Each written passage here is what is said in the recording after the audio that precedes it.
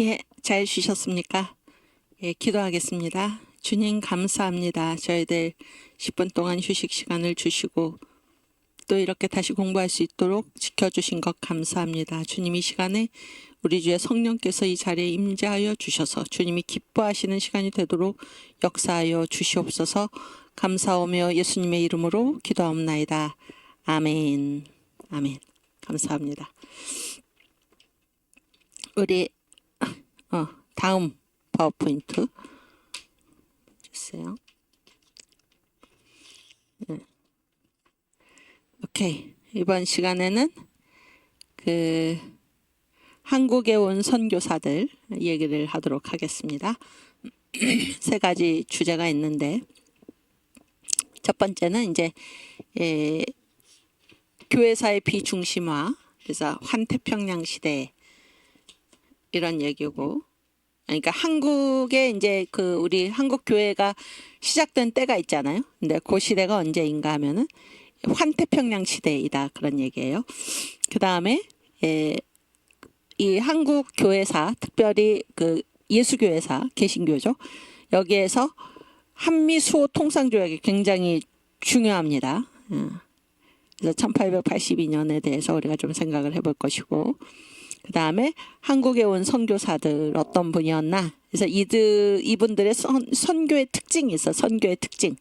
그 선교의 특징이 무엇인가 하면은 성육신적 현존의 선교, 이렇게 민경배 교수님이 이렇게 그 특징을 이름 지으셨는데, 말이 좀 어려운 것 같지만 전혀 어려운 말이 아니에요. 성육신이 뭐죠? 성육신이 무슨 말이에요? 육신이 되다죠. 육신을 이루다. 뭐가? 말씀이. 그래서 성육신은 뭐야? 예수님이 하늘에서부터 이 땅에 육신으로 오신 거죠. 이 땅에 임하신 것입니다. 그래서 저 하늘 보좌를 버리시고 낮고 낮은 인간의 몸으로 이 땅에 예수께서 겸손하게 하나님의 어린 양으로서 이 땅에 오신 거잖아요. 이처럼 선교사들도 고고하게 너희는 조선인, 우리는 선교사, 우리는 미국인, 그렇게 한 게 아니고 한국인들, 조선인들이 있는 그곳에 가가지고 그 현장에 함께 있었다 하는 것입니다. 그러니까 또 갑자기 선거 생각이 확 나는데 한국교회 목사들,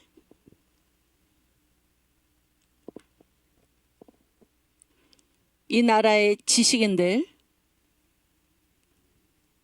당신들에게 이 성육신적 현존의 자세가 있었습니까, 여러분? 묻고 싶습니다. 나라가 지금 북한으로 넘어가게 생겼는데 이 체제 전쟁의 현장에 나와서 이 나라를 지키기 위해서 그 자리에 함께 있었습니까?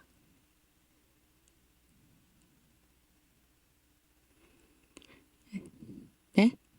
특별히 우리가 목회자가 되었다는 것은, 또 교회 직분을 맡았다라는 것은 주님의 종으로서 우리가 섬기기 위해서 이 봉사의 직을 맡았는데, 이 나라가 이 영적 전쟁이죠. 지금 공산당과의 전쟁은 영적 전쟁입니다. 특별히 이 주체 사상 종교, 하나님 자리에다가 김일성, 김정일, 김정은이 3대, 김씨 3대 세습왕조를 하나님 자리에다가 올려놓고 섬기는 이 종교, 이거 완전 우상 숭배이고, 북한의 2,500만 주민들을 완전히 우상 숭배 종교, 여기에 지금 붙들려 가지고 지옥과 같은 생활을 하는데, 이것을 모른 채 하고 교회 지도자들이라는 사람들이, 또 이 한국에서 지식인이라고 하는 사람들이 이러한 현실을 외면하고 모른 채 하고 눈 감고 이 체제 전쟁의 자리에 나와보지도 않고, 더 심각하게는 미몽에 휩쓸려 가지고 완전히 영의 눈이 감겨서 저 종북 주사파를 동조하고 지지하고 북한을 추종하고 이런 현실을 우리가 보면서 여러분, 한국에 온 선교사들은 어떻게 선교를 했나? 고고한 채 따로 있지 않았습니다. 성육신적 현존의 선교. 한국인들 사이로 파고 들어가서 그들의 영혼을 구원하기 위해서 그 자리에서, 현장에서 복음을 전했던 것입니다. 이게 바로 성육신적 현존, 현장에 있었다는 게, 현장에. 그것이 반드시 성공했는가 실패했는가가 문제가 아니라 주님이 부르신 현장에 있었다는 사실이 굉장히 중요한 거 아닙니까? 우리 그 고난 주간 찬송가 중에 거기에 너 있었는가 그때, 거기에 너 있었는가 그때. 하나님은 우리의 현주소를 물으시죠. 선악과를 먹은 아담에게 주님께서 물으셨죠? 아담아, 너 어디 있느냐? 하나님은 우리에게 항상 질문하십니다. 너 어디 있느냐? 아무개야, 너 어디 있느냐?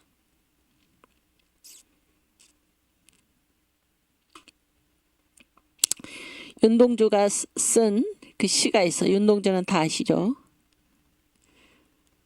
일제 치하에서 예수 믿는 사람이었죠. 결국 이제 순국이죠, 순국.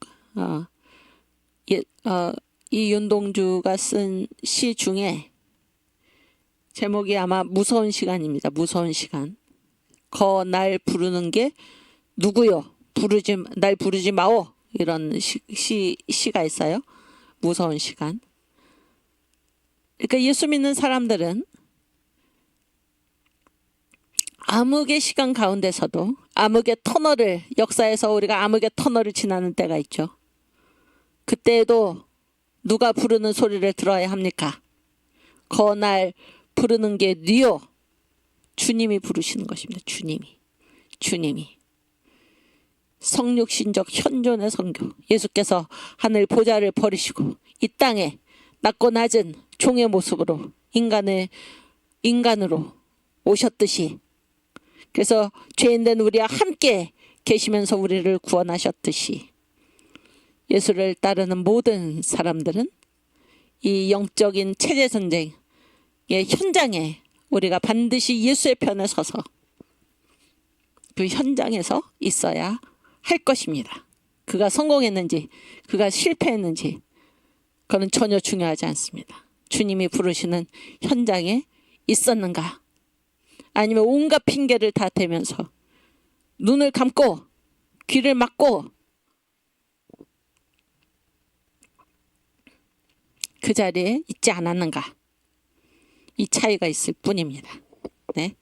성육신적 현존의 선교, 지금 우리에게 꼭 필요한 모습이 아닌가 하는 생각을 하게 됩니다. 오케이, 우리 한 가지씩 보도록 하겠습니다. 그 다음. 미안해. 앞에 잠깐만요.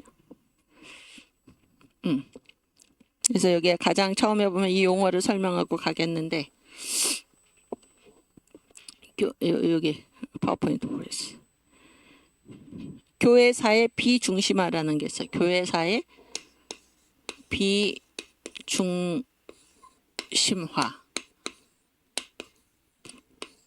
제가 교회사라고 썼지만 이거 역사죠, 역사. 인류 역사입니다. 인류 역사. 인류 역사인데 교회사는 곧 인류 역사다, 이렇게 볼 수가 있어요. 왜 그런가? 역사의 중심은 역사의 항상 중심 무대가 있죠. 지금은 환태평양 시대라고 그러잖아요. 지금은 이게 태평양을 둘러싼 여기가 역사의 주요 무대다, 그런 얘기예요. 그 이전에는 환대서양 시대, 그 이전에는 환지중해 시대, 이렇게 중심지가 계속 옮겨 다니는 것입니다. 이게 역사의 비중심화인데, 이거를 특별히 교회사의 비중심화라고 부르는 것은 역사의 중심 무대하고 복음의 촛대가 옮겨지는 복음의 중심지하고 겹치기 때문입니다. 그래서 교회사의 비중심화는 역사의 비중심화랑 같은 말입니다. 그러니까 복음의 촛대가 가는 곳이 바로 역사의 중심지다. 이거를 우리가 알아야 돼요. 그런데 비중심화라는 것은 무엇인가? 중심이었던 곳이 중심이 아닌 곳으로 된다 그런 거예요. 그러니까 더 쉽게 말하면 중심이 계속 옮겨간다 그런 얘기예요. 중심이 계속 옮겨간다. 이거를 역사의 비중심화, 교회사의 비중심화 이렇게 얘기를 하는 것입니다. 이해가 되시죠? 그러니까 복음의 촛대가 계속 옮겨진다 그런 얘기예요. 복음의 촛대가 계속 옮겨진다. 지금 복음의 촛대가 어디에 있습니까? 광화문에 있습니다. 이건 누구도 부인할 수 없는 사실입니다. 네? 그런데 그래서 중심은 이 중자는 두 가지. 대개는 이제 우리가 중심글을 쓸 때 가운데 중자를 쓰죠. 거기가 센터다 그러니 센터. 중심이 계속 옮겨가는 거고 또 이 중자를 무거울 중자 비중할 때 무거울 중자를 쓰기도 합니다. 그래서 importance죠. 중요도 중요한 곳 센터 가운데 이게 계속 바뀐다 그런 얘기예요. 이해가 되시죠? 이 말이 이해가 되십니까?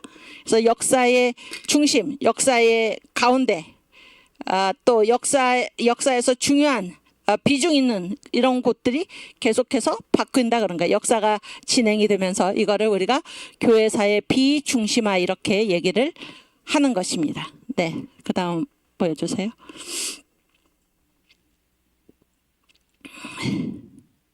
그래서 보세요. 복음의 촛대와 역사의 중심으로 이게 겹칩니다. 그러니까 복음의 촛대가 옮겨가는 곳이 역사의 중심이 되는 것입니다. 그래서 우리가 이 역사를 2000년이라고 그러죠. 아니 그러니까 이제 이 교회 역사를 2000년이라고 그러죠. 오순절 이후에. 그래서 왜냐하면 그 교회 생일이 언제냐면 오순절이니까. 이 성령 받은 오순절 마가 다락방에 성령이 임했죠. 그러니까 성령이 언제 강림했나? 오순절에 약속한 대로 이 7대 명절에 보면 오순절은 뭐예요? 오순절은 곧 주께서 성령을 승천하시고 10일 그러니까 부활하시고 40일 동안 땅에 계시다가 40일 만에 승천하시고 열흘 지나서 오순절에 딱 50일 되는 그날에 약속대로 성령을 보내주신 것입니다. 그러니까 오순절은 바로 성령 세례를 얘기를 하는 거예요. 그리고 이 오순절 성령 세례로부터 교회가 탄생한 것입니다. 이해가 되시죠?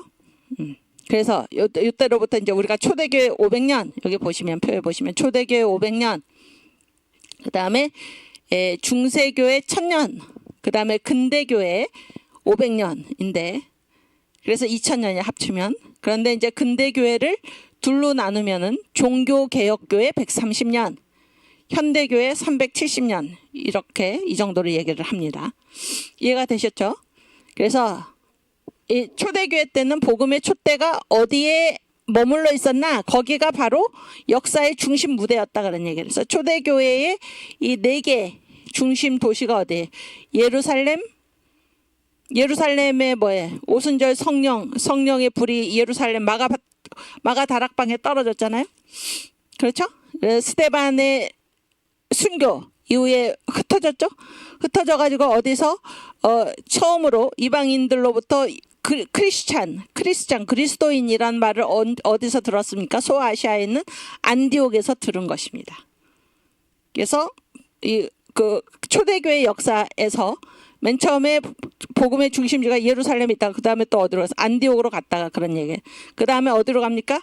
바울이 가서 순교하고 베드로가 가서 순교한 로마 땅끝까지 간 것입니다. 로마로 가서 그 다음에 로마 이후에 어디로 갑니까? 어거스틴이 있었던 카르타고로 가는데 이 4개의 도시가 이 초대교회 때의 중심 도시였습니다. 복음의 촛대가 그렇게 옮겨 다닌 것입니다. 그런데 이 4개 도시를 쭉 이렇게 그려보면은 어떤 큰 5대양 6대주와 같은 어떤 큰 바다를 둘러싸고 있습니까? 바로 지중해를 둘러싸고 있죠. 그래서 우리가 초대교회 500년을 뭐라고 부르나 명칭이 뭡니까? 환지중해 시대 이렇게 부르는 것입니다. 이해가 되시죠? 그러니까 복음의 촛대가 그러니까 초대교회 안에서도 촛대가 옮겨 다녔는데 어쨌든 초대교회 때는 이 4개 도시가 중심 도시였어요. 복음의 중심 도시.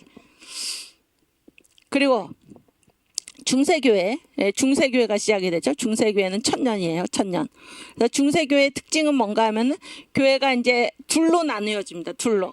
그래서 동방교회와 서방교회로 나누어지는데, 동방교회는 어디가 중심이 되어 있었냐면은 황제가 있었던 콘스탄티노플, 여기를 우리가 동방교회라고 불러요. 동방정교회, 이렇게 오소독스 처치죠. 동방정교회 이렇게 부릅니다. 그 다음에 교황이 있었던, 소로마 제국이 망했는데 거기 로마는 그대로 있고 거기에 교황이 있었죠. 교황이 있었던 이 로마가 서방 로마 카톨릭 교회의 중심입니다. 그래서 중세 교회는 이 동방교회, 황제가 있었던 콘스탄티노플과 교황이 있었던 로마, 이 두 곳이 중심 도시가 되는 것입니다. 중심 도시. 그리고 거기에 콘스탄티노플과 로마 사이의 바다 역시 뭐예요? 지중해죠. 그래서 중세교회도 초대교회랑은 다른 의미에서 환지중해 시대. 여기서도 보면 뭐예요? 이 복음의 촛대가 지금 계속해서 옮겨 다니는 것을 초대교회에서 중심이었던 곳이 중심이 더 이상 아니게 되고 새로운 중심지 로마와 콘스탄티노플로 중심지가 옮겨 간 것입니다. 아시겠죠? 그러니까 복음의 촛대가 옮겨지는 곳이 역사의 중심 무대가 된다, 이 얘기예요. 이해가 되시죠? 그 다음에 중세교회가 무엇으로 끝납니까? 종교개혁이 일어났죠. 종교개혁. 어느 나라에서 일어났나요? 독일에서. 누가 일으켰나요? 마틴 루터, 종교개혁자죠. 유명한. 그래서 종교개혁에 크게 세 지역이 있어요. 세 지역. 종교개혁의 3대 교회가 바로 이 세 지역인데, 첫 번째 루터교, 독일 루터교죠. 독일 루터교. 그 다음에 영국의 무엇입니까? 영국의 성공회. 세 번째는 네덜란드 화란의 개혁교회. 칼빈 이쪽이죠. 그렇게 했을 때 요 독일과 영국과 네덜란드, 거기 있는 큰 바다가 무슨 바다입니까?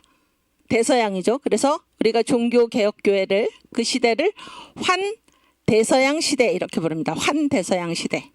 그러다가 이제 그 베스트팔리아, 웨스트팔렌 영어로는 그 조약이 1648년에 맺어졌어요. 그때로부터 현대교회가 시작됐다, 그런 얘기예요. 현대교회가 시작됐고, 이제 이 복음의 촛대가 어디로 옮겨집니까? 미국으로 옮겨집니까? 미국.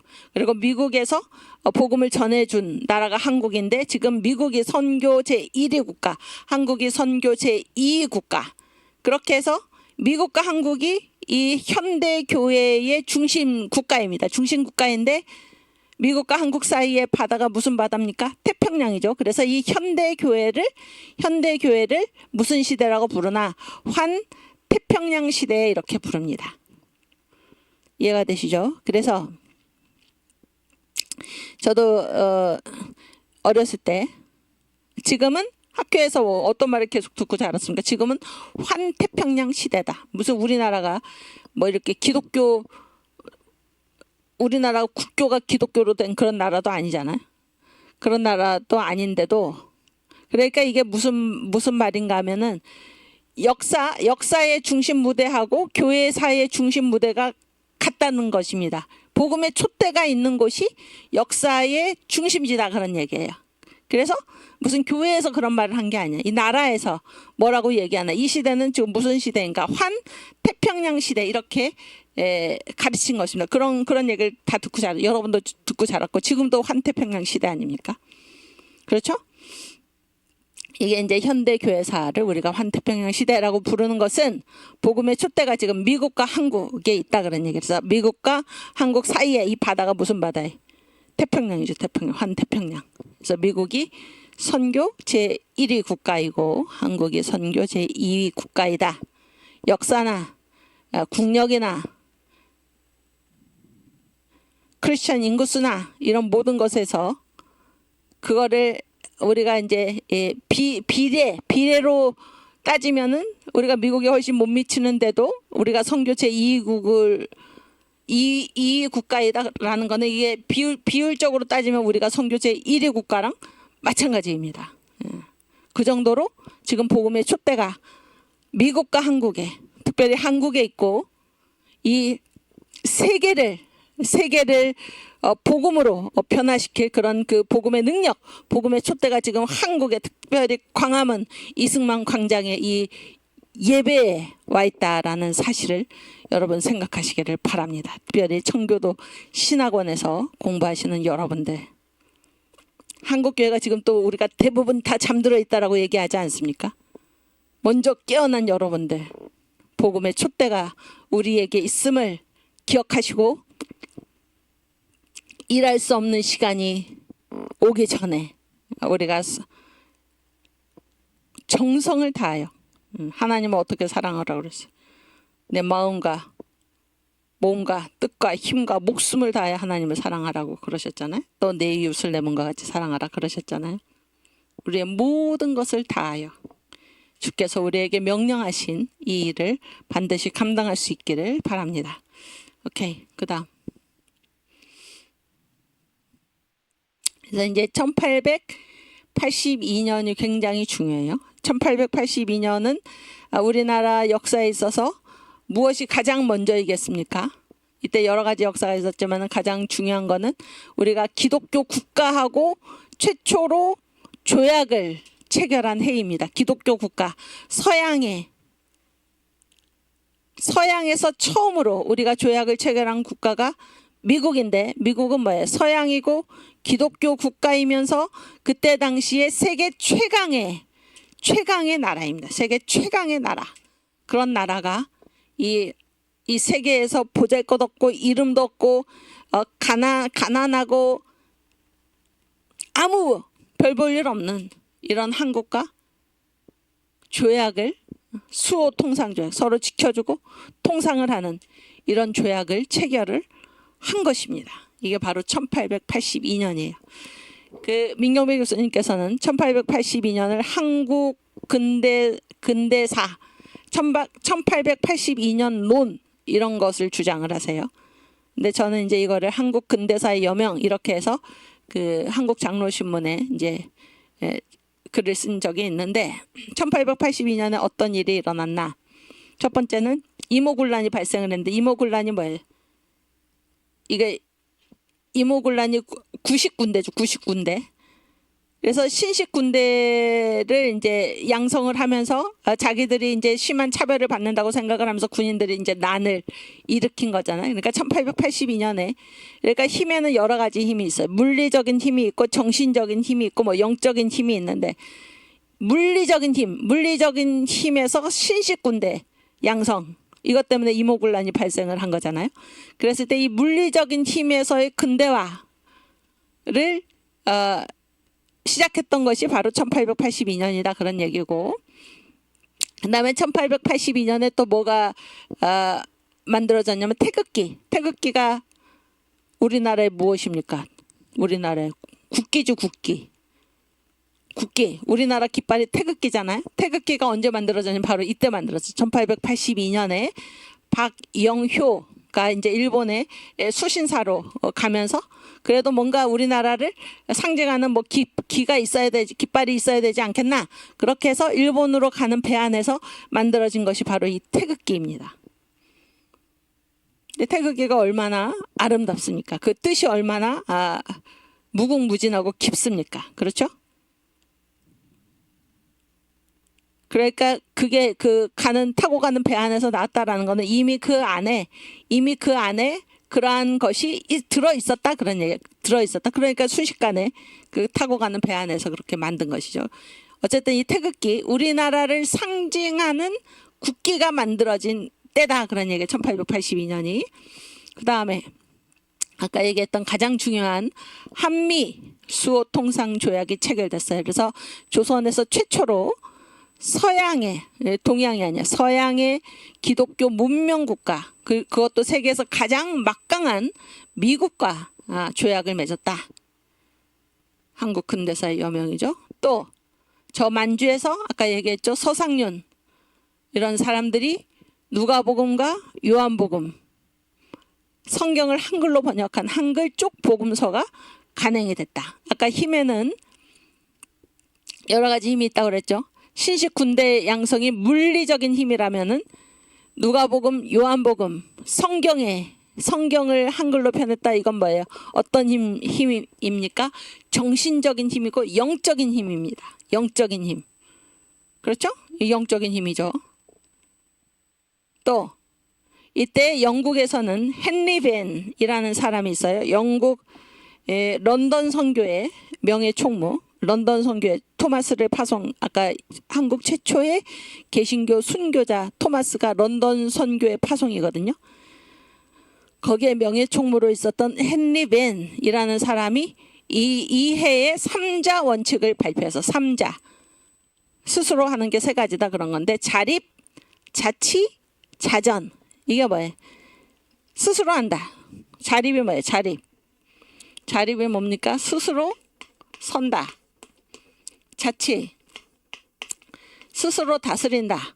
그 다음에 자전이 뭐예요? 스스로 전도한다. 이게 이제 헨리 벤이 이 해에 발표를 한 것인데 이것이 우리나라에서 1889년에 한국 선교의 그 방법으로 채택이 된 것입니다. 예, 네비우스라는 중국에 가 있던 네비우스라는 사람이 이 헨리 벤의 이 방법을 선교 방법으로 채택을 했고 우리나라 선교사들이 이 네비우스에게서 이거를 듣고 1889년에 한국 장로교회 특별히 장로교회의 공식적인 선교 정책으로 이 3자 자립 자치 자전을 선택을 했는데 여기에서 이게 왜 근대사의 여명인가 1882년에 뭐랑 관계가 되어 있나 여러분 근대 시민이라는 말 있죠. 근대 시민. 근대의 특징은 무엇인가 하면은 근대는 시민이 이제 중심이 되는 그러한 사회인데 근대의 특징은 무엇인가 하면은 자율과 책임입니다. 책임. 자율과 책임. 그래서 스스로 결정을 하고 자기가 결정한 일에 대해서는 책임을 지는. 자꾸 이번 투표가 자꾸 연결이 되는데 모든 게 다 연결되게 돼 있으니까 우리 행동에 대한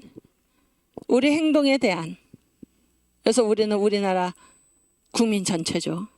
그 책임을 그 결과를 결국 누가 감당해야 됩니까? 우리가 감당해야 되는 것입니다. 우리가 어리석게 범죄자들을 국회의원으로 법을 만드는 국회의원들을 범죄자로 뽑은 이 책임을 누가 감당해야 하는 것입니까? 그런 일들이 일어나는데도 화난다고 투표장에 나가지 않은 그 책임을 누가 감당해야 하는 것입니까? 네? 정광 목사님과 수많은 우리의 지도자들이 목사님이 이번에 자유통일당을 반드시 국회에 입성시키지 않으면은 이 나라가 이 영적 싸움에서 이길 수 없다고 누누이 얘기를 하고 나라를 살릴 길이 그것밖에 없다고 했는데도 자의적으로 판단해가지고 자유통일당이 아니라 국민의 미래에 표를 던진 그 책임을 누가 져야 하는 것입니까? 결국 우리가 져야 하는 것입니다. 우리가. 투표장에 나가지 않은 책임을 누가 져야 하는 것입니까? 우리가 져야 하는 것입니다. 종북 주사파를 나라를 망치는 그들을 국회의원으로 뽑은 책임을 누가 져야 하는 것입니까? 뽑은 사람들만 지는 것입니까? 우리가 져야 하는 것입니다. 그렇게 종북 주사파가 판치도록 이 나라를 버려둔 그 책임을 누가 져야 하는 것입니까? 우리가 져야 하는 것입니다. 자율과 책임, 이게 근대의 특징인데 보세요. 자율, 스스로, 이거 뭐예요? 스스로, 이게 자율이 근대의 특징이다 그런 거예요. 그래서 헨리 벤이 발표한 이 3자 자립, 스스로 서고, 자치 스스로 다스리고, 자전 스스로 전도하고, 이 선교 방침, 이것이 다 뭐랑 연결이 되어 있습니까? 근대의 정신이랑 연결이 되어 있는 것입니다. 여기에 자율과 책임이 다 나와 있는 것이죠. 스스로 선다. 경제적으로 모든 면에서 스스로 다스린다. 운영도 스스로 하고, 전도도 뭐예요? 전도도 스스로 하고. 그래서 우리가 1882년을 한국 근대사의 여명이라고 그렇게 부르는 것입니다. 오케이, 그다음. 그래서 이제 그 한국에 온 선교사들은 특별히 언더우드가 그런 말을 했어요. 그러니까 한미 수호 통상 조약이 1882년에 체결되는 거를 보고 확실히 이 영의 사람들은 뭐가 달라도 다르는 거예요. 아, 그런 일이 일어났구나가 아닙니다. 아, 저거는 뭐 하라는 사인인가? 한국에 가가지고 복음을 전하라는 사인이구나. 이렇게 보았다는 거예요. 아시겠죠? 그래서 언더우드가 1908년에 이제 그 선교 보고서를 그 23년 동안 그가 한국에서 행한 선교 보고서를 쓰면서 이런 말을 했습니다. 1882년에 가서야 한국은 비로소 미국 해군의 슈펠트 제독에 의하여 서방의 문호를 개방하였습니다. 이것은 확실히 서양 교회가 여기 들어와서 기독교의 신앙을 전파하라는 신호였습니다. 신호가 있었는데 우리가 당장 착수하지 않았다. 그래서 가슴을 치면서 지금 후회하는 겁니다. 왜 빨리 못했을까? 그러면서 그때로부터 이태 2해가 지나서 미국의 장로교와 감리교가 사실상 똑같은 날짜에 한국에 도착한 것입니다. 그래서 1885년 4월 5일, 지금은 식목일이지만 식목일은 나중에 생긴 개념이고 부활주일이죠. 부활주일 아침에 저 제물포항에 언더우드 장로교의 언더우드 총각이죠. 언더우드와 감리교의 아펜젤라 신혼부부죠. 아펜젤라 신혼부부가 도착을 한 거예요. 도착을 해가지고 그래서 그 얘기에 지금 미국의 장로교와 감리교가 사실상 똑같은 날짜에 한국에 도착한 것입니다. 한국에 도착을 했는데 이제 언더우드는 그대로 서울로 오고 아펜젤라 신혼부부는 우리가 가도 되냐 이렇게 이제 그 미국 영사관이죠. 거기다가 물어봤더니 그때 갑신정변 이후잖아요. 아주 민감한 때죠. 지금 어느 때인데 선교사들이 들어와서 그러느냐 그러면서 야단을 맞고 다시 일본으로 갔다가 나중에 다시 들어옵니다. 나중에 다시. 그러나 언더우드는 뭐예요? 언더우드는 총각이에요. 총각. 그리고 언더우드는 아예 그런 거를 물어보지도 않았어요. 언더우드는 그냥 들어오고 아펜젤라 부부는 일본에 다시 갔다가 들어오게 된 것입니다. 그래서 제가 지난번에도 얘기를 했지만은 이건 언더우드 2세 언더우드 2세가 한 얘기인데 언더우드 2세는 뭐예요?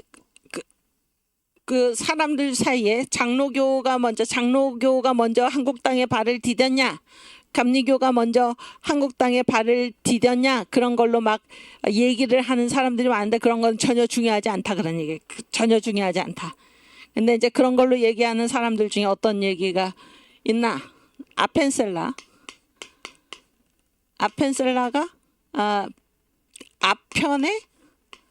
앞편에 설라 그랬다 그러는 거야. 앞편에 설라 그랬는데 언더우드가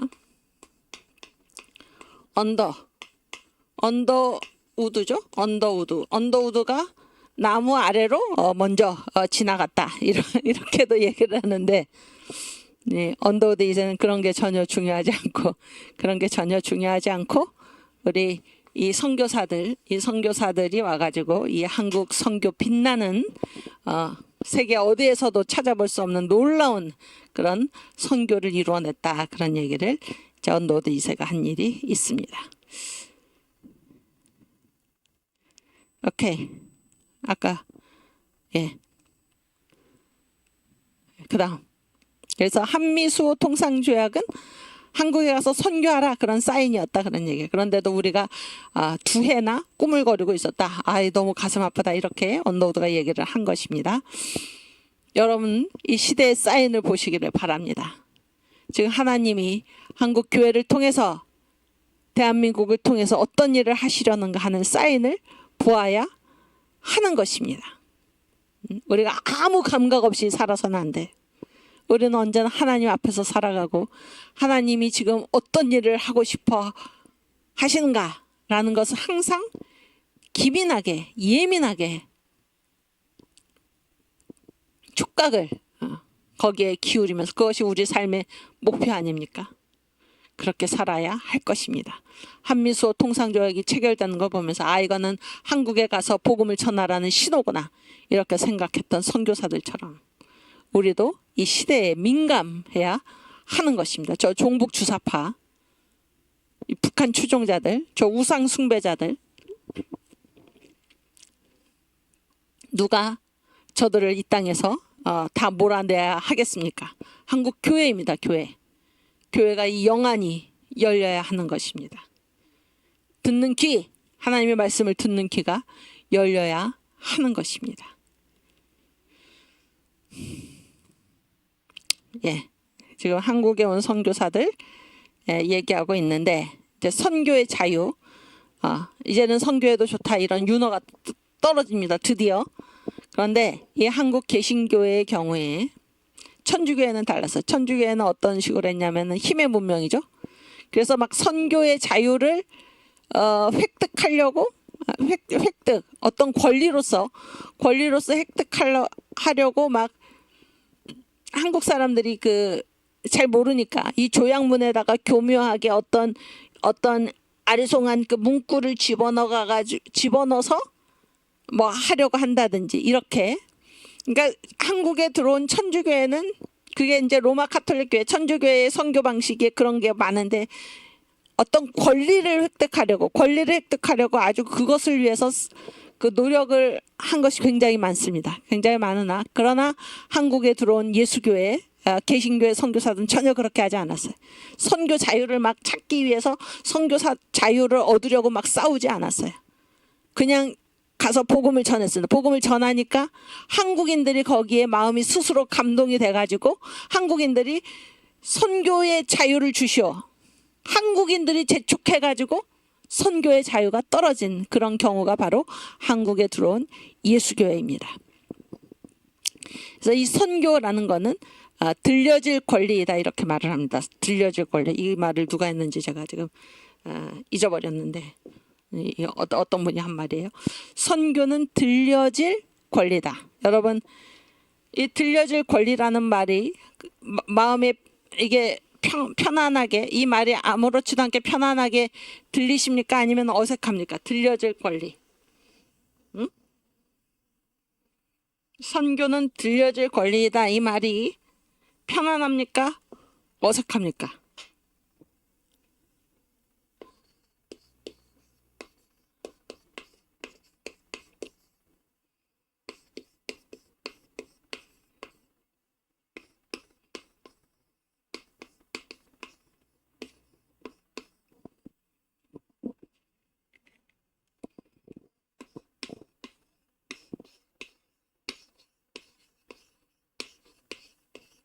예, the right는 권리죠, 권리.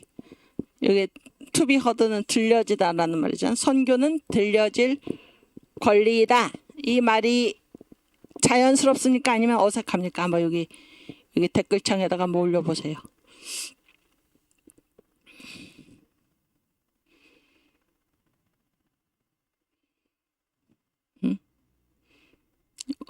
다들 어디 가셨어요?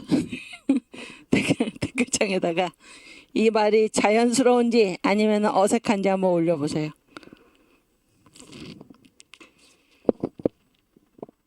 응?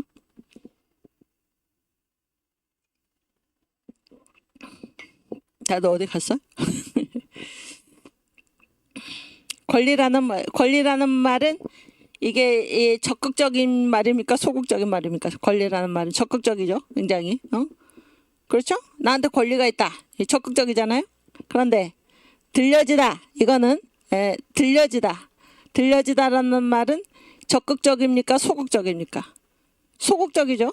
소극적이에요. 이거는 수동적이죠. 이건 수동태고 이거는 뭐 능동이죠. 능동. 그렇죠? 이 두 말이 연결돼 있으니까 이게 자연스럽지 않고 어색한 것입니다. 그럼에도 불구하고 선교 복음을 전하는 것은 무엇인가? 이제 올라왔네. 저는 어색합니다. 그렇지. 잘했어요. 어색하죠. 굉장히 어색합니다. 여기는 굉장히 적극적이고 능동적이고 어떤 권리를 주장하는 말이고 여기는 뭐예요? 여기는 아주 수동적이에요. 자기가 어떻게 할 수 있는 문제가 아니잖아요. 근데 이 두 말이 이어졌기 때문에 이게 어색하게 들리는 것입니다. 그럼에도 불구하고 선교는 들려질 권리이다 그런 얘기예요. 그러면은 선교는 내가 복음을 이제 전했잖아요. 복음을 전했는데 어떻게 돼야 된다는 것입니까? 저쪽에 가서 어떻게 돼야 돼? 그것이 저쪽에 가서 닿아야 한다는 것입니다. 닿아야 하는. 내가 이제 복음을 전하고 그것으로 끝나는 게 아니에요. 그것으로 끝나는 게 아니고 선교가 됐다는 거는 뭐예요? 내가 전한 이 말이 저쪽에 어떻게 돼야 된다는, 저쪽에 들려져야 한다는 거예요. 들려져 가지고 그 사람이 복음으로 인도되어야 하는 것입니다. 무슨 얘기인지 아시겠어요? 그러니까 이 권리는 결국에 뭐예요? 권리는 결국에 뭐예요? 의무죠. 나한테는 이 복음을 전할 권리가 있는데 이거는 의무죠. 나의 의무. 나의 의무는 이게 어떤 권리인가? 내가 이 의무를 다할 때 저쪽에서 이 복음이 들려지게 되어 있다 그런 거예요. 들려지게 되어 있다. 그런 권리가 나한테 있다라는 이야기입니다. 아시겠죠? 그러니까 나의 권리는 언제 성사가 되는가? 이쪽에 가서 복음이 그들의 마음에 닿았을 때, 그리고 그들이 구원으로 인도되었을 때, 그것이 바로 내가 가지고 있는 이 복음을 전하는 권리이다. 그런 얘기예요. 이해가 되십니까? 이해가 되시나요? 여기 이 사이에 필요한 것이 무엇인가? 이 사이에 필요한 게 뭐예요? 시간이지, 시간.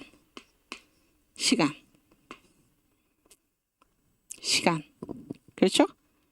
그래서 선교의 권리는 아까 이 파워포인트에서 다시 올려줘 보세요.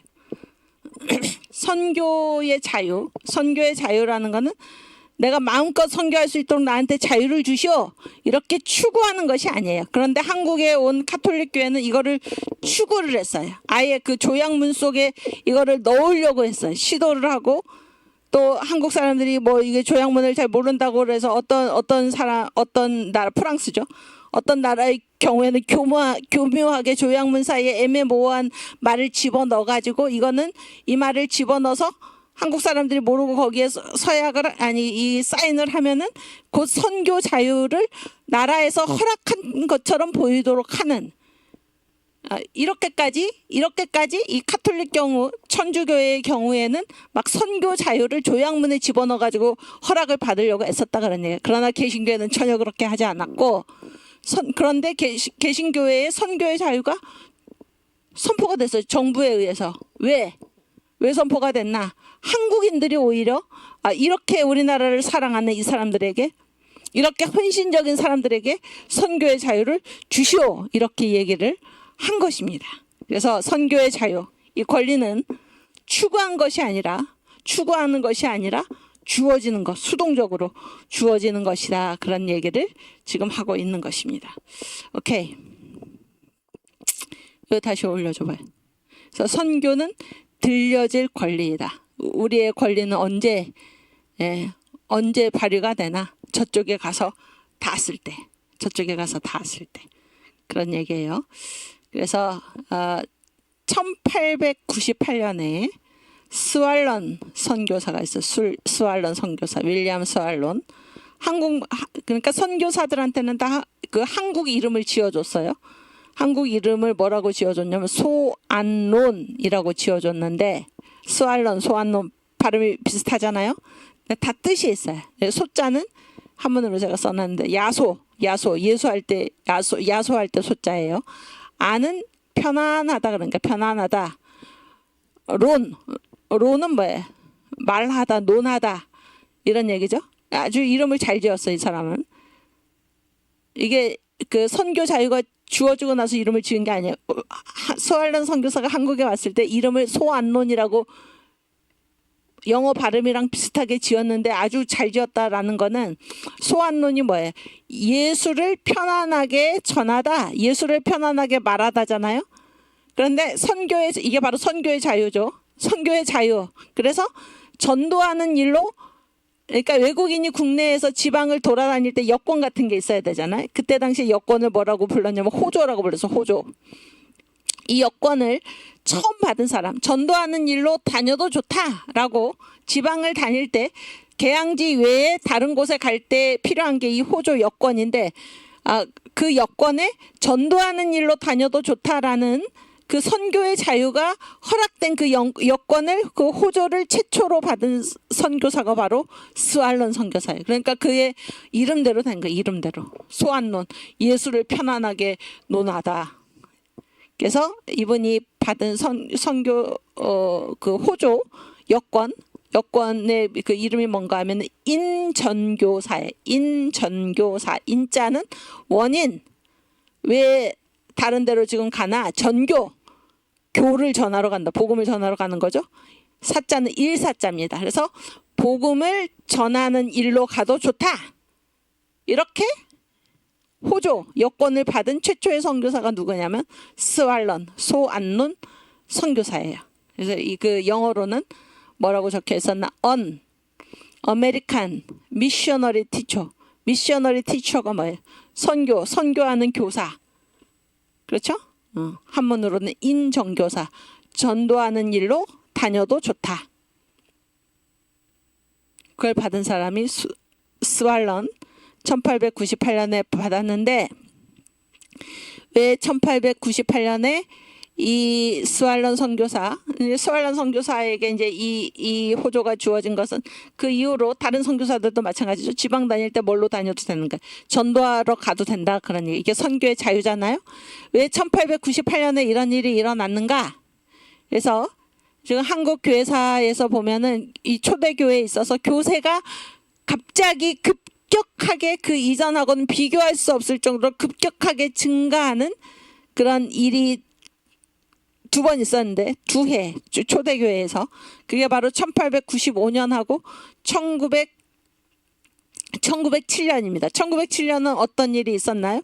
평양 대부흥 운동이 있었어요. 그때 교회가 급격하게 성장을 했는데 1895년은 지금 뭐 성령 강림도 아닌데 교세가 급격하게 그때 증가를 했는데 그때 어떤 일이 있었나? 1894년에 뭐가 있었어요? 우리나라에서 청일 전쟁이 있었죠. 청일 전쟁. 이 동학난을 진압하라고 청나라에서 또 뭐예요? 일본에서 불러왔죠, 군대를. 그래가지고 두 나라가 어디 와서 이 한국에서 지금 싸운 거 아닙니까?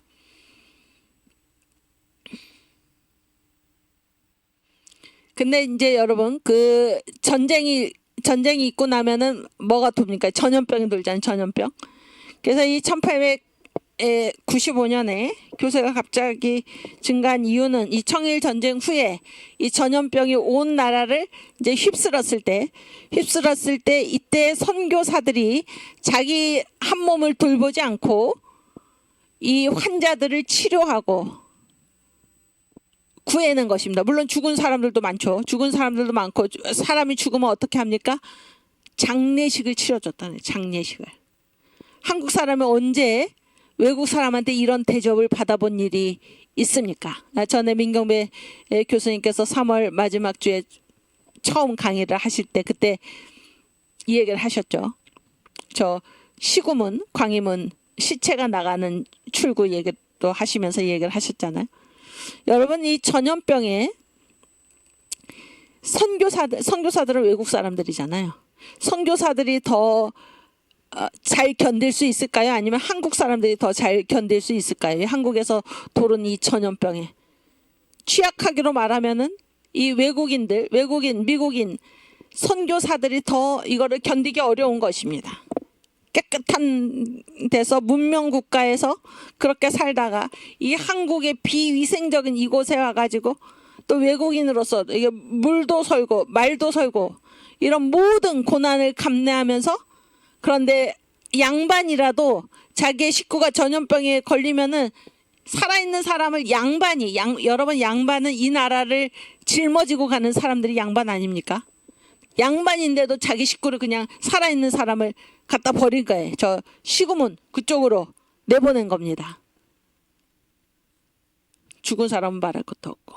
그런데 그 사람들의 누가 걷어서 돌봐줬습니까? 바로 선교사들이에요. 선교사들. 미국 선교사들. 그때 우리나라에 미국인만 있었던 게 아니에요. 그러니까 물론 선교사들만 있었던 게 아니고 일본인, 뭐 독일인, 프랑스인, 서양인들도 많았어요. 서양인들도 많았고, 뭐 중국인들도 많았고, 저 서양 문명 국가에서 온 사람들, 여러 국적의 사람들이 많았습니다. 일본인들도 많았어요. 그 중에 의사도 있었어요. 그렇죠? 그런데 이때 전염병이 이렇게 발생했을 때 에비슨 그때 당시에 고종의 어이 제중원 원장이, 그래서 에비슨을 중심으로 해가지고 에비슨이 병원 이제 원장으로서 이 전염병 이 모든 이것에 이제 책임자로 에비슨을 세워놨더니 일본인 뭐 유럽인 이들은 우리는 협조하지 않겠다. 우리가 왜 그 미국인의 그 지시를 듣는가? 그러면서 나몰라라 한 거예요. 나몰라라 했을 때 이 에비슨과 그 다음에 한국에 와 있었던 이 미국 선교사들이 헌신적으로 이 한국인 스스로 양반까지도 자기 식구를 내다버린 그 사람들을 거두어다가 치료하고 죽으면 장례식을 정중하게 치러주고, 언제 한국 사람들이 이런 대접을 외국인들에게 받았습니까? 그런 일이 없었어요. 이제까지. 그때 한국인들이 교회로 몰려들고, 그렇게 해서 한국인들 스스로가 이들에게 선교의 자유를 주시오라는 목소리를 높였던 것입니다. 그래서 1898년에 선교의 자유, 전도하는 일로 다녀도 좋다, 이런 호조가 여권이 처음 발행이 되게 된 것입니다.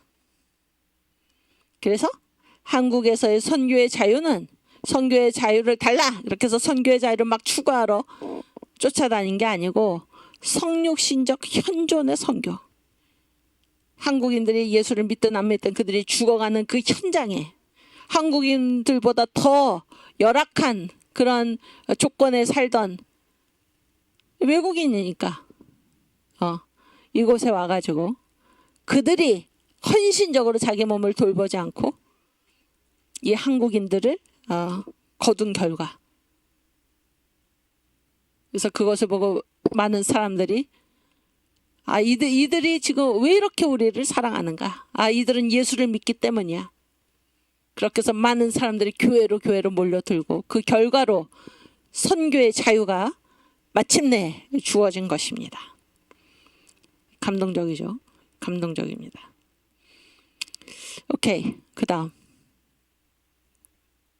그래서 이게 이제 그 언더우드 부인은 의사였습니다. 의료 선교사. 그래서 민비의 어이죠, 어이.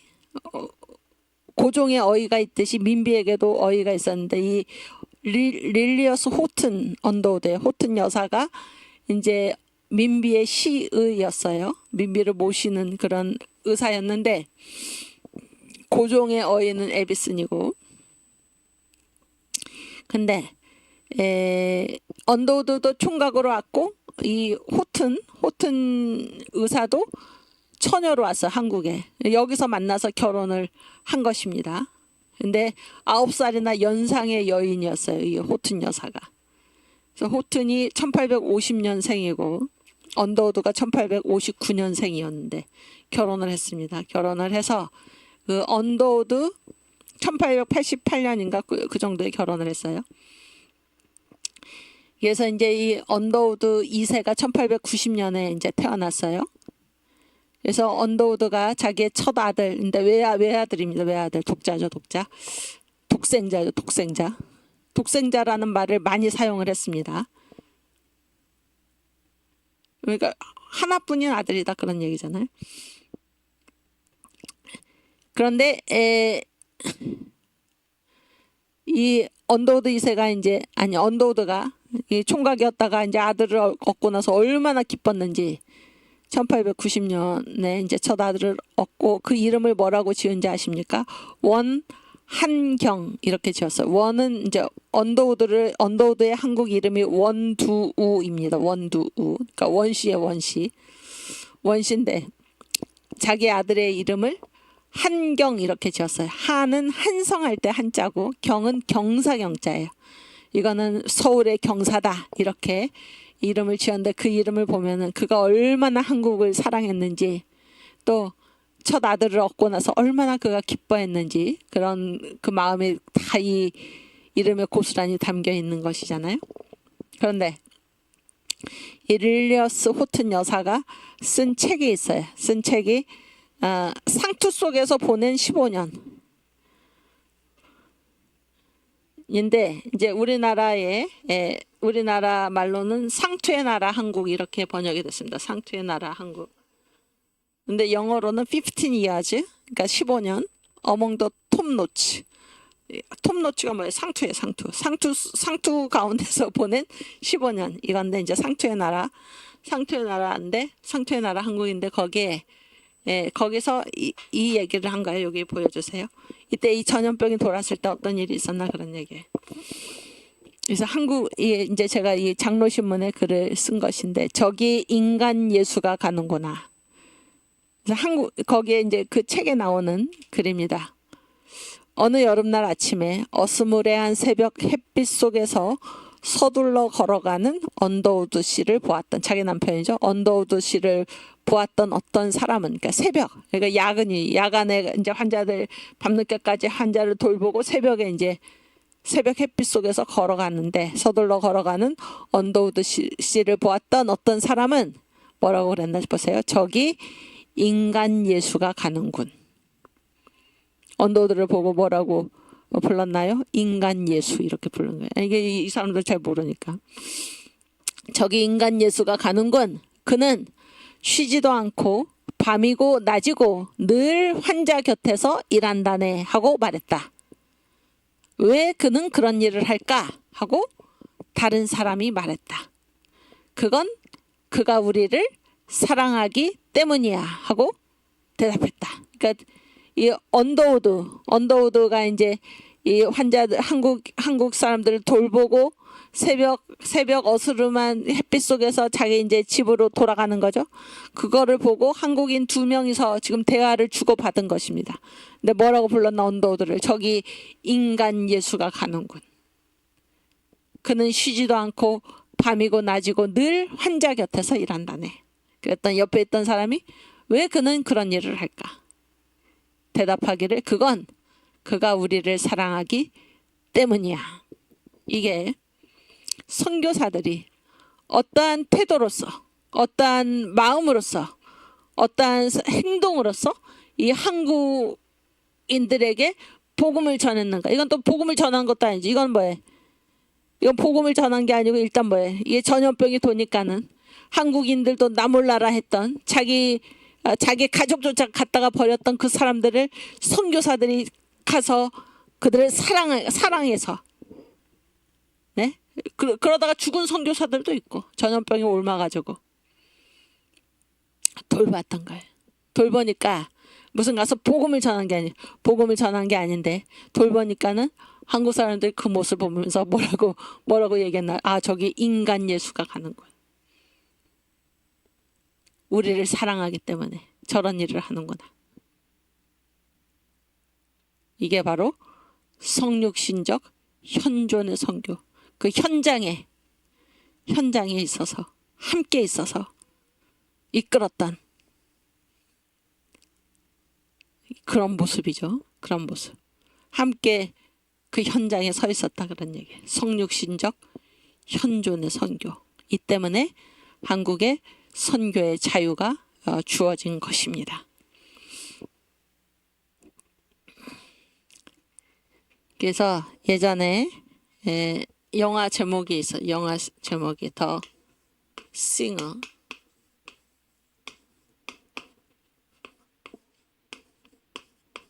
Not the song. 이런 영화 제목이 있어요. 더 싱어, not the song.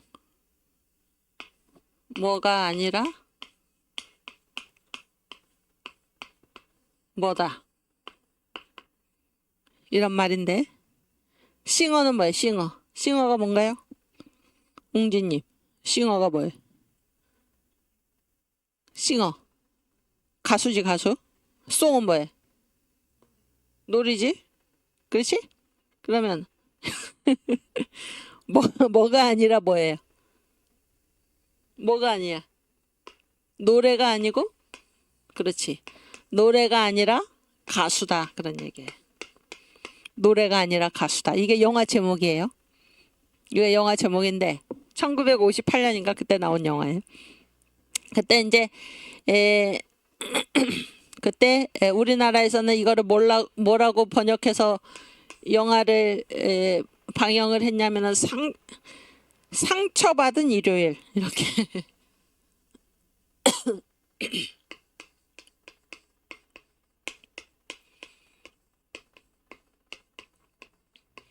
이런 정말 뜬금없는 제목으로 이 영화가 상영이 됐는데 원래 제목은 뭐예요? The Singer, Not the Song.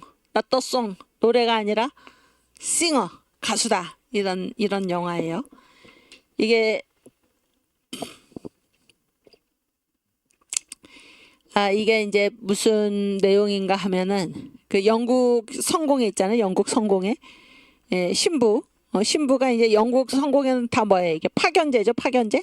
남미로 파견이 됐어. 남미의 어떤 마을로 파견이 됐는데 그 마을은 어떤 마을이었냐면은 그 조직 폭력배가 완전히 한 마을을 이제 딱 이렇게 소나게 움켜쥐고 흔드는 그런 마을이었어요. 그런 마을에 이제 이 신부가 파견이 된 것입니다. 그래서 그 마을에서는 항상 어떤 일이 있었냐면은 이 조직 폭력배들, 깡패들하고 이쪽에 이제 경찰들하고 서로 막 싸우고 총격전을 벌이고 그런 일들이 비일비재했던 그런 곳에 이 신부가 파송이 된 거예요. 신부가 파송이 됐는데 또 그날도 이 폭력배들하고 이 경찰 사이에 총격전이 벌어졌는데 이 폭력배 깡패 두목이 경찰이 쏜 총에 맞고 바닥에 쓰러졌어요. 쓰러지니까 이 신부가 어떻게 해야 되나요? 신부가 어떻게 해야 돼? 종부성사를 해야지. 종부성사. 달려가가지고 이 폭력배 그 두목을 탁 자기 품에 안았어요. 품에 안았는데 이 폭력배 두목이, 깡패 두목이 죽어가면서 마지막 숨을 거두면서 한 말이 무엇인가 하면은 The singer, not the song이. The singer, not the song. 노래가 아니라 가수다. 이 말이에요. 이게 무슨 뜻일까요? 이게 무슨 뜻일까요? 노래가 아니라 가수다. 나는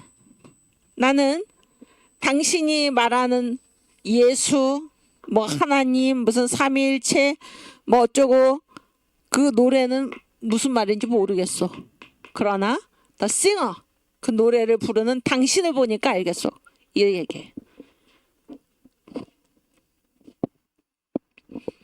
나는 당신이 말하는 사랑, 뭐 원수 사랑, 성령, 예수님 모르겠어. 그러나 당신을 보니까 알겠어. 이게 바로 노래가 아니라 가수답니다. 노래가 아니라 가수다. 여러분, 선교사는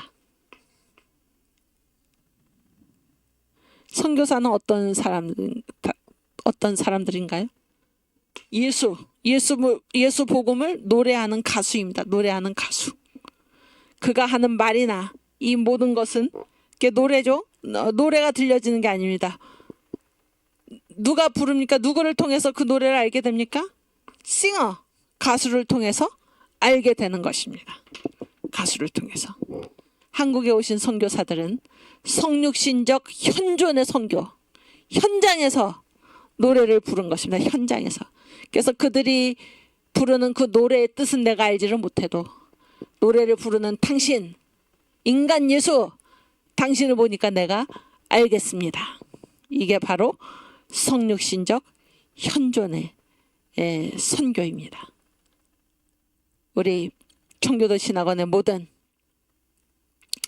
우리 동역자 여러분, 여러분들도 마찬가지입니다. 여러분들도 늘 사람들을 대하죠. 사람들 만나서 어떤 일 하십니까? 복음을 전하지요. 왜 신학을 공부하십니까? 복음을 더 잘 전하기 위해서, 주님의 교회를 더 잘 섬기기 위해서. 여러분이 복음을 전할 때 여러분이 부르는 노래는 그들의 귀에 전혀 들리지 않을지도 몰라요. 그러나 누구를 보고 이 복음을 알 것입니까? 여러분을 보고, 여러분을 보고. 성육신적 현존의 선교. 그 현장에서 같이 머물면서, 현장에서 같이 머물면서 동행하는 그러한 여러분의 모습을 보고 여러분이 외치는 예수님이 이런 분이구나. 이게 복음이구나. 알 수가 있는 것입니다. The right to be heard. 들려질 권리가 그때 획득이 되는 것입니다.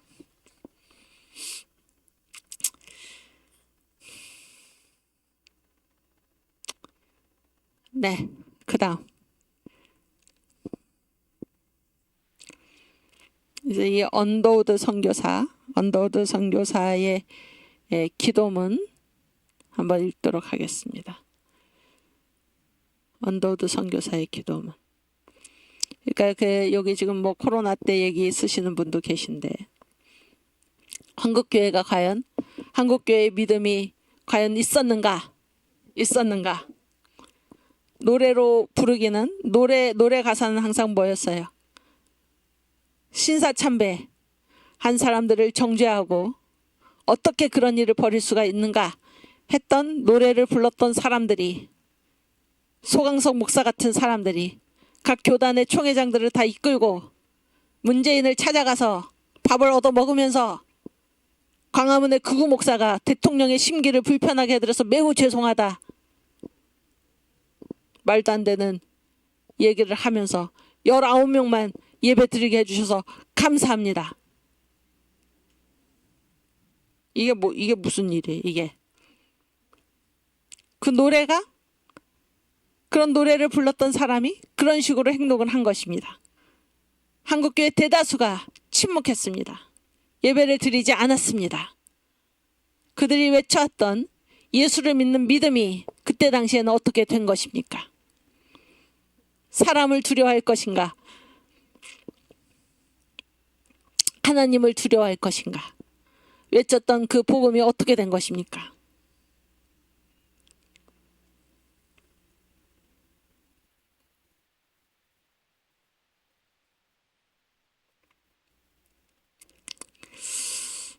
그렇죠?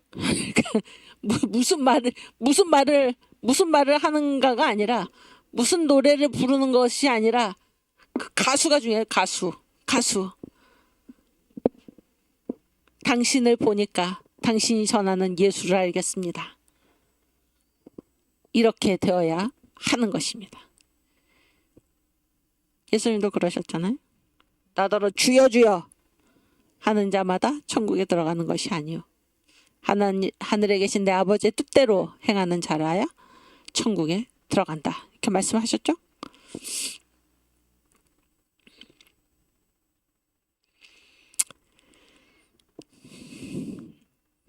노래가 아니라 가수다. 성육신적 현존의 선교 반드시 기억하시기 바랍니다. 여러분도 예수의 복음을 들고 현장에 가서 함께 거하면서 외치시기를 바랍니다. 저 높은 곳에서 2층 집에서 강 건너 불구경하면서 얘기하는 그런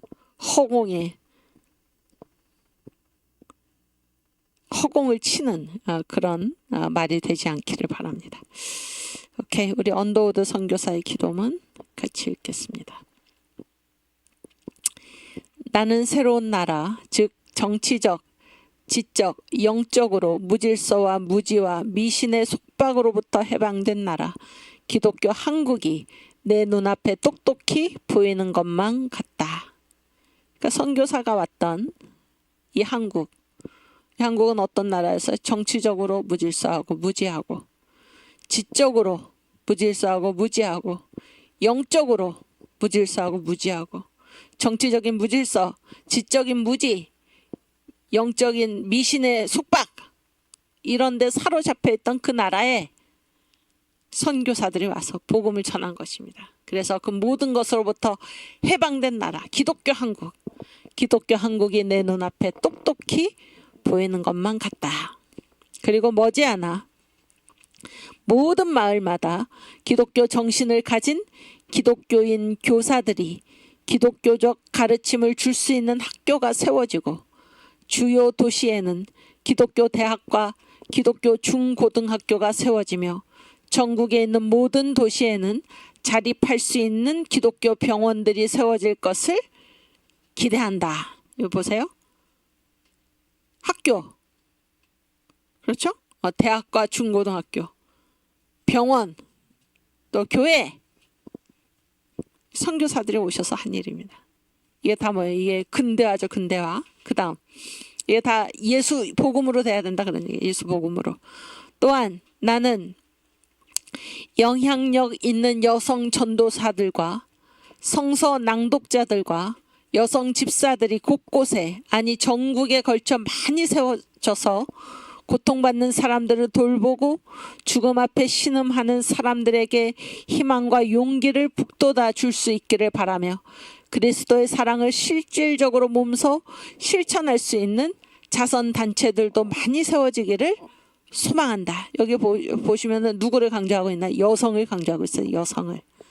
그러니까 언더우드가 이 1908년에 펴낸 이 선교 보고서에 이게 그 보고서에 나오는 기도문인데 그 보고서에서 어떤 얘기를 쓰고 있냐면은 자기가 이렇게 이제 전도하다 보니까 어떤 한국인이 조언을 했다 그런 거예요. 여자들을 전도를 해라. 여자들을. 왜냐하면 이 여자들이 나중에 뭐를 이루니까 가정을 이루고 자식을 낳죠. 자식을 누가 키웁니까? 여자가 키운다 그런 거예요. 여자가. 그래서 부녀자를 전도해야지 한국을 전도할 수 있다. 이렇게 한국인이 자기한테 조언을 해줬다 그런 얘기예요. 여성을 강조해 여성. 네? 이거는 뭐예요? 2세대. 2세를 결국 누가 키웁니까? 여자가 키우는 거 아니에요? 예수 믿는 엄마가 자녀를 낳아서 그 아이들을 기독교 신앙으로 양육을 하면은 앞으로 한국은 뭐예요? 예수 믿는 한국이 된다. 그렇게 그런 얘기입니다. 여성을 이토록 강조하는 것입니다. 그 건국전쟁이라는 영화에 보면은 이승만 대통령 하와이에서 하와이의 섬이 여러 개잖아요. 한국인들이 여러 섬에 다 흩어져 있었잖아요. 그 섬들을 다 배 타고 찾아가 가지고 그 한국 사람들을 설득해서 딸아이를 우리의 기숙학교로 보내라. 이승만 대통령이 직접 쓰신 글에 조선의 이 여자의 아이들, 이 계집 아이들처럼 불쌍한 존재, 조선의 여편네들, 여자들처럼 불쌍한 존재가 이 세상에 없다. 그렇게 글을 쓰셨잖아요. 근데 이 버림받은 여인들, 여성들에게 이들을 세워서 전도사, 낭독자, 집사 이렇게 세워가지고 전국의 수많은 고통받는 사람들을 돌보고 희망과 용기를 주고 이러한 사람들로 세워주는 사람들이 누군가 하면 바로 선교사들이에요. 예수 믿는 사람들입니다. 교회입니다. 복음이에요. 우리나라가 기독교 입국론 그래서 건국을 할 때 여성의 투표권이 서양의 여러 기독교 국가들처럼 서서히 나중에 가서 주어진 게 아니고 처음부터 준 이 나라. 뭐 때문에 그게 가능했습니까? 복음 때문입니다. 복음. 이승만 대통령이 복음의 사람이었기 때문에 성령 세례를 받은 사람이었기 때문에 처음부터 아무 거리낌 없이 아무 거침없이 이런 일을 할 수가 있었던 것입니다. 여성. 그렇죠? 여성. 페미니즘이 아니고 얼마나 아름답습니까? 또한 나는 영향력 있는 여성 전도사들과 성서 낭독자들과 여성 집사들이 곳곳에 아니 전국에 걸쳐 많이 세워져서 고통받는 사람들을 돌보고 죽음 앞에 신음하는 사람들에게 희망과 용기를 북돋아 줄 수 있기를 바라며 그리스도의 사랑을 실질적으로 몸소 실천할 수 있는 자선단체들도 많이 세워지기를 소망한다. 또한 나는 예수 믿는 가정, 예수 믿는 마을, 예수 믿는 지도자, 예수 믿는 정부가 세워져서 이들이 모든 영역을 주도하고 그 다음 영향을 미치는 그 다음 사회가 건설되는 나라를 꿈꾸고 있으며 그렇죠? 예수 믿는 가정, 예수 믿는 마을, 예수 믿는 나라 그 나라가 1948년에 세워진 기독교 입국론으로 세워진 대한민국입니다. 대한민국. 그 나라를 지금 어떻게 우리가 망쳐 놓았습니까, 여러분? 제2의 건국으로 나아가야 하는 것입니다. 자유 통일로 나아가야 하는 것입니다. 예수 한국 복음 통일로 나아가야 하는 것입니다. 유능하고 좋은 교육을 받고 교육을 받아요. 교육을 거룩하게 성별된 현지인 목사가 심우하는 교회를 소망하며 자치자전이죠.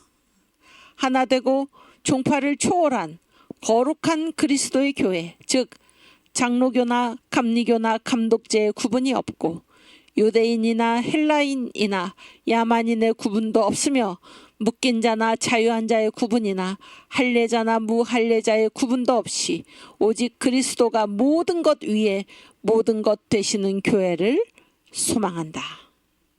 엄청난 기도죠. 아멘. 또 나는 이 나라가 한국이죠.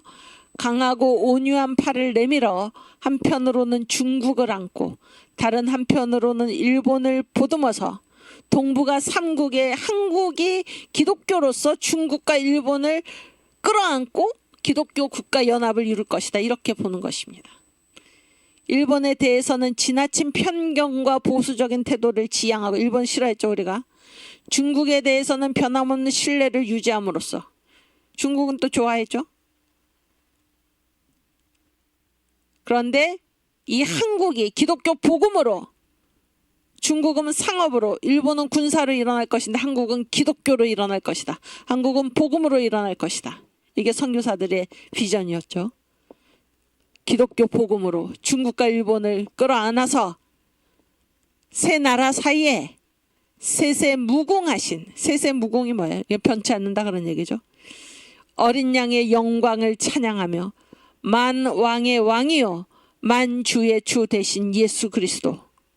그러니까 중국과 일본과 한국 세 나라는 다 다르죠. 그러나 이 세 나라 모두를 다스리는 만왕의 왕이 누구십니까? 예수. 만주의 주가 누구십니까? 예수. 세계 모든 나라 각각 다 나라의 왕이 있고 대통령이 있고 다 다르잖아요. 그러나 이 나라 전체들, 이 국가 전체들을 다스리시는 만왕의 왕 예수, 만주의 주 예수. 예수밖에 없다 그러니 예수밖에 이 동북아 3국을 하나로 연합하게 할 것이 없다 그런 얘기예요. 분이 없다 그런 얘기입니다. 만왕의 왕이요 세 나라 사이에 세세무공하신 어린 양의 영광을 찬양하며 만왕의 왕이요 만주의 주 되신 예수 그리스도를 대망하는 아름답고 멋진 기독교 국가로서의 연합이 이루어지는 날이 오기를 소망한다. 아멘. 그래서 이것이 이 1908년에 올린 기도이고 선교 초기부터 한국에 온 선교사들은 이런 비전을 가지고 있었어요. 특별히 언더우드가 대단히 뛰어난 그런 사람들이었는데 많은 사람들이 그때 당시에 중국이나 일본을 얘기했어요. 특별히 중국을 많이 얘기했어요. 중국. 왜 중국을 많이 얘기했나? 중국이 일단 인구수가 어마어마하고 땅덩어리도 크고 그런 얘기죠. 그런 얘기예요. 그래서 이 아시아를 복음화하려면 뭐를 복음화시켜야 돼? 중국을 복음화시켜야 된다. 그래서 중국에 엄청난 공을 들이던 그때 또 어떤 사람들은 일본에 엄청난 기대를 갖고 있던 그때 한국에 온 선교사들 특별히 언더우드 같은 사람은 특별히 한국을 주목을 한 거야. 한국은 다른 나라랑 다르다 그런 얘기예요. 한국은 다른 나라랑 다르다. 그래서 언더우드가 얘기하기를 앞으로 중국은 뭘로 일어날 것인가? 중국은 상업으로 일어날 것이다. 일본은 뭘로 일어날 것인가? 일본은 군사로 일어날 것이다. 그러나 한국은 기독교로 일어날 것이다. 이런 얘기입니다. 기독교. 한국은 기독교로 일어날 것이다. 우리 한국의 선교사들이 뭐라고 불렀습니까? 동방의 이스라엘. 동방의 이스라엘. 뭘 알고 불렀는지 모르고 불렀는지는 몰라도 동방의 이스라엘이라는 말을 선교사들이 먼저 썼습니다. 한국은 동방의 이스라엘이다. 우리 한국에 어떤 사명이 있습니까? 예수의 초림을 위해서는 선택된 민족이 유대인이죠. 유대인. 예수의 재림을 위해서 이 마지막 때에 예수님의 재림을 준비하는 복음이 온 땅 끝까지 전파되는 이 일에 쓰임 받도록 그러면 예수님이 재림하시잖아요. 예수의 재림을 위해서 준비된 그런 민족이 누군가 바로 한국인이다. 이런 걸 알고 그랬는지 모르고 그랬는지 선교사들이 한국은 동방의 이스라엘이라 이렇게 불렀습니다. 동방의 이스라엘이다. 한국은 특별하다. 선택된 백성이다. 이런 의식을 선교사들이 가지고 있었어요. 그래서 우리나라의 이름 조선인데 조선을 어떻게 썼나? 초우진 이렇게 썼습니다. 영어로 이렇게 쓰고 막 감동을 하면서 선택된 백성이에요. 선택된 백성. 그래서 한국인들이 이 복음을 받아들이는데 이토록 놀랍게 복음을 스펀지가 물을 흡수하듯이 그런 말도 너무나 부족하고 체질적으로 복음으로 받아들이는 이런 사람들이 한국에는 없었다는 거예요. 특별했다는 거예요. 한국이.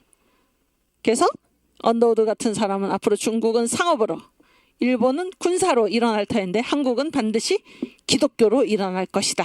이거 보세요. 지금 1908년에 뭐라고 그랬나. 이 나라가 다시 한번 이거 띄워주세요.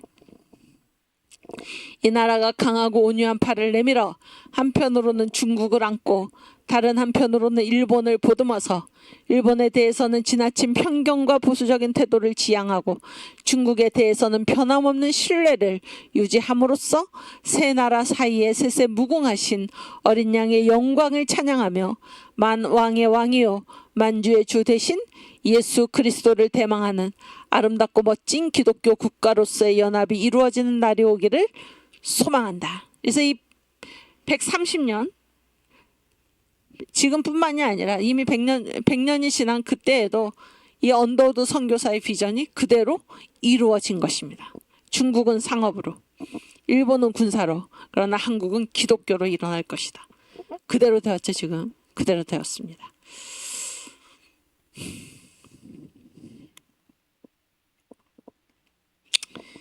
오케이. 그 다음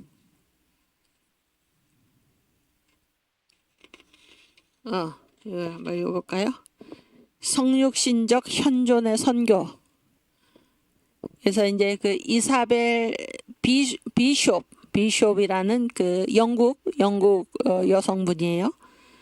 여행가입니다. 여행가. 이분이 이제 1898년에 한국에 와서 일하시는 선교사들의 모습을 보고 이런 그 글을 남겼어요. 기독교가 어떤 발전을 하였든지 그것은 의료와 교육을 통한 종교의 행동 표현 때문이었습니다. 그러니까 의료와 교육에 힘썼다 그런 얘기예요. 그런데 그 이유가 기독교적 교훈과 훈련이 첫째 목적이기는 하였습니다. 그러나 무엇이 이 한국을 바꾸었나? 무엇이 기독교를 발전하게 했나?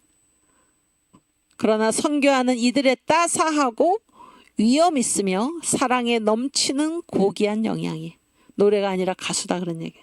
고귀한 영향이 하루에 매시간 조선 동포들에게는 감동으로 느껴져 남아서 사라지지 아니하였습니다. 이게 바로 성육신적 현존의 선교입니다. 와서 뭐를 주장하거나 무슨 기독교적 교훈과 훈련, 의료와 교육을 통해서 이런 거를 강조를 했는데 그 노래보다는 그 노래를 부르는 가수, 이 가수들의 영향이 매시간 조선 동포들에게 감동으로 남아서 사라지지 아니하였다. 그런 얘기. 그 결과 선교의 자유까지 이어졌다 하는 것입니다. 성육신적 현존의 선교, 여러분 기억하시길 바라고, 네, 오늘은 여기까지 하도록 하겠습니다. 네, 우리 이번 한 주 동안 이 체제 전쟁에서 우리가 반드시 승리할 수 있도록 또 세계 기독청 우리가 반드시 세워서 이 나라에 새로운 희망을 주고 이 세계에 희망을 주는 이런 놀라운 일에 우리가 힘쓸 수 있기를 바랍니다. 이 체제 전쟁에서 우리가 반드시 승리해야 할 것입니다. 앞으로 3개월 동안 우리가 한번 기회를 놓쳤죠. 이번 선거에서 기회를 놓쳤습니다. 기회를 놓쳤기 때문에 더 무겁고 힘든 길을 다시 지나게 되었는데 이 3개월 역시 또 한 번의 기회입니다. 우리가 이때를 놓치지 않고 반드시 이 나라를 제대로 정상적인 나라로 세워야 할 것입니다. 이 땅에서 이 종북 주사파의 이 마귀 사탄의 세력들을 완전히 몰아내야 할 것입니다. 이 영적 싸움에서 여러분과 제가 십자가 군병으로서 가장 앞장서서 정강 목사님을 따라서 우리 대장 되신 예수를 따라서 싸워야 할 것입니다.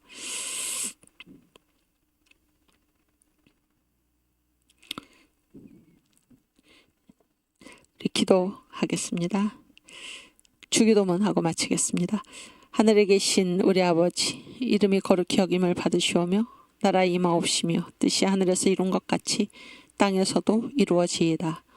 오늘날 우리에게 일용할 양식을 주옵시고 우리가 우리에게 죄 지은 자를 사하여 준 것 같이 우리 죄를 사하여 주옵시고 우리를 시험에 들게 하지 마옵시고 다만 악에서 구하옵소서. 대개 나라와 권세와 영광이 아버지께 영원히 있사옵나이다. 아멘. 네, 감사합니다. 네, 잘 쉬시고 열심히 일하시고 성육신적 현존의 선교로서 함께 일하시고 우리 다음 주에 다시 반갑게 뵙겠습니다. 감사합니다.